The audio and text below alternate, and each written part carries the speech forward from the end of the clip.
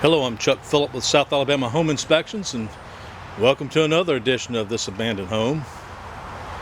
And this one here is probably built 1950s, probably early 60s.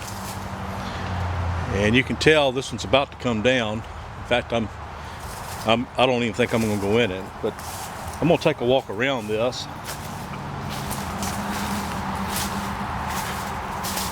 And I had to fight my way back to this one as well.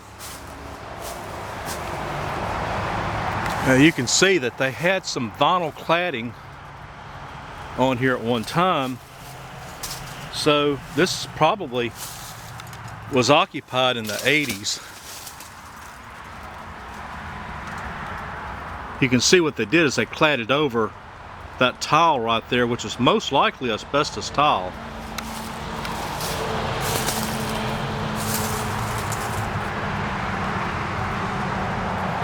It also has some degree of brickwork as well. It's probably Clay City brick. It's an attic hatch cover. Looks like some of these windows got busted.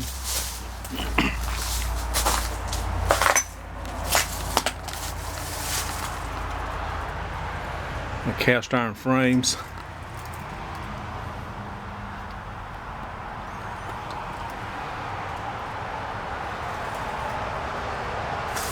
This actually looked pretty nice. Well, look at that. Man, if that carpet, if you was to walk out over that, you'd probably go through the floor. And that's exactly what's happened right there. I'm pretty sure that's Clay City brick. Yeah, it's got the tile ceiling. Yeah, more than likely this house is early 60s, could be 50s. And that tile is more than likely asbestos as well. Yeah, the only flooring that this has is actually the carpet. So apparently it does have a crawl space. Fireplace as well. Got a wrought iron.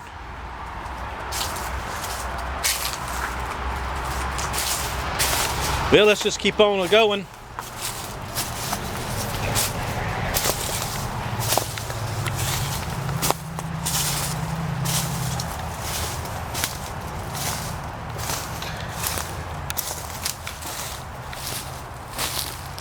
Yeah, I'm pretty sure that's Clay City brick.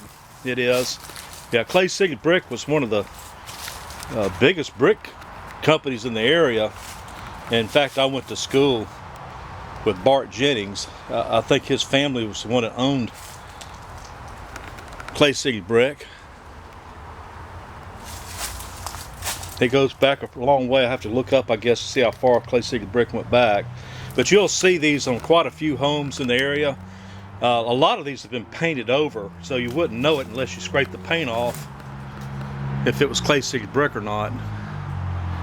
And yeah, me and Bart Jennings went to school together at organic school back in the 60s. And I also played a little bit with him as a musician. He had he's had his own band, and I think he even had several of them. And that was back in the 90s, I think, when I played with him, when he was actually out gigging. So this is, look at that tree, came straight on through there. So it looks like that took out the back part of this.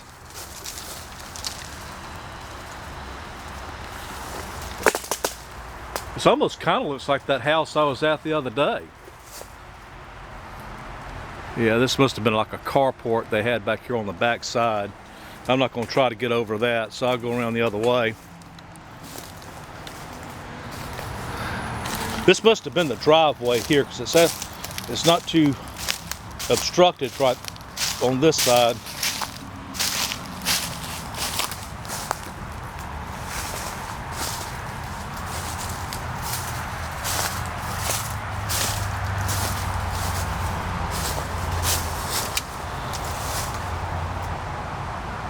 Yeah, a lot of times what people would do You notice that's just a single pane of glass, and it was just easier and cheaper if you had a big opening where you wanted a window.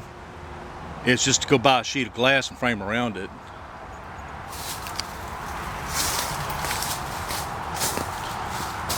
I should have brought a machete. I think that's what I'm going to do from now on, guys. Whenever I get out on these, I'm going to have to bring my machete and hack my way through these lots so I can get back to where I need to go. You know, it almost kind of like a deja vu a little bit from that other one I was at yesterday.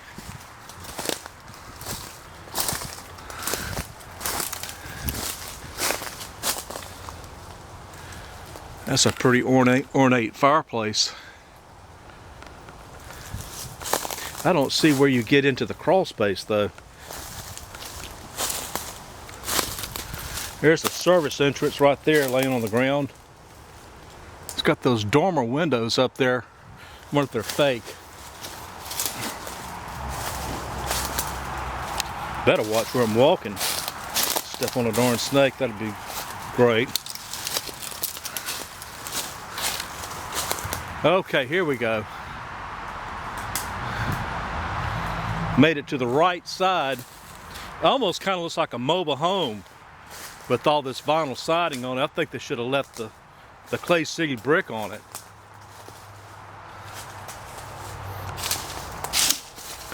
And there again, I'm going to take some photographs of the crawl space for those that are interested in that.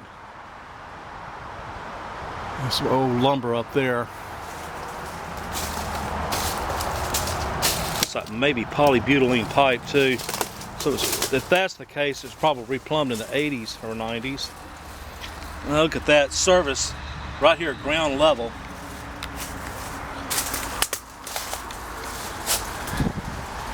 You know, these old iron windows. Yeah, I'm pretty sure 1950s or early 60s. It's like these trees just came all the way across. Probably that pine tree took these down with it. Here we go. Here's the service back here on the back side. There's the meter socket.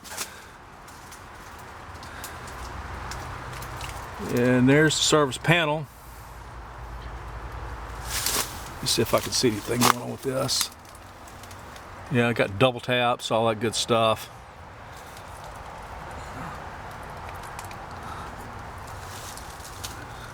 You can see the old wire, the old cloth wire. That's a giveaway. And oh yeah, it's got aluminum wiring. So there you go. This kind of changes the date on it some, but they could have rewired it. So that aluminum wiring pretty much came out in the mid 60s and went all the way to around 74, but it really went past that because I found it in houses after 74. And it is a safety issue if you have aluminum wiring. But there again, they may have just added that too. In fact, that's my theory. They may have just added that aluminum wiring.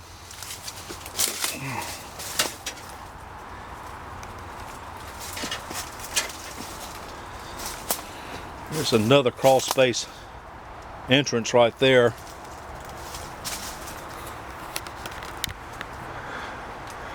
Yeah, that's definitely, look at these pine trees, they just grew up right beside it. I'd say this has been vacant probably 25 years, maybe.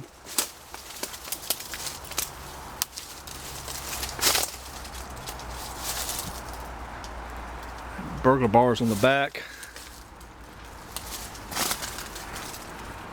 Well, look at that.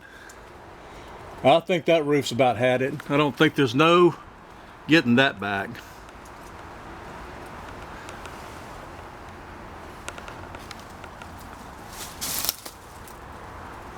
I kind of dig these cast iron windows. You know, I think if you could have had these, you could probably modify these to where you had a real nice Lexan panel in there and you wouldn't even need storm panels.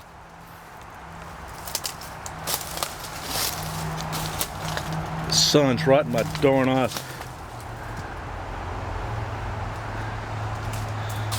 It looks like the tree just took out the carport back there. Like it snapped off or something.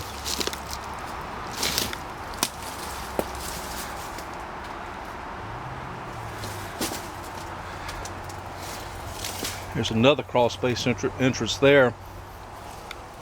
That's really not big enough for an entrance, by the way.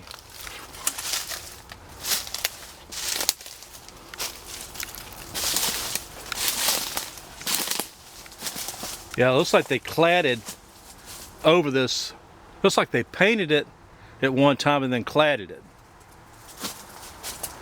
And so anytime I see this vinyl siding on an old house, I instantly get suspicious as to why it's there. And so a lot of times what they'll do, instead of repairing a lot of rotted areas, they'll just clad over it. And so you really don't know what's behind it. Pull some of this back. I kind of wonder why they did that. I don't think that was even needed. Yeah, that don't even make a whole lot of sense. Oh, I think I get it now. What it is this brick is not insulated. And so what they tried to do was put foam insulation there, and they put these furring strips and then the vinyl over that, so that way they'd have some insulation. That was actually pretty ingenious, I think. I think that's probably a good tack to take. Yeah, because that's one thing about these solid brick homes, there's no insulation.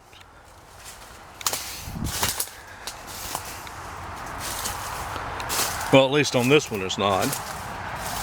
I mean, it's just brick, that's all it is. No insulation anywhere. Alright guys, well, I hope you found this one fascinating like I have. And if you want to see the crawl space photographs, I'm going to post them up on the Facebook page, because I'm always curious of what they look like. You never know what you're going to discover in them. And I don't know, it looks like to me probably the only thing to do with this property would be to just tear this down and sell it for the property. Alright guys, well, thanks for taking the time to watch this one.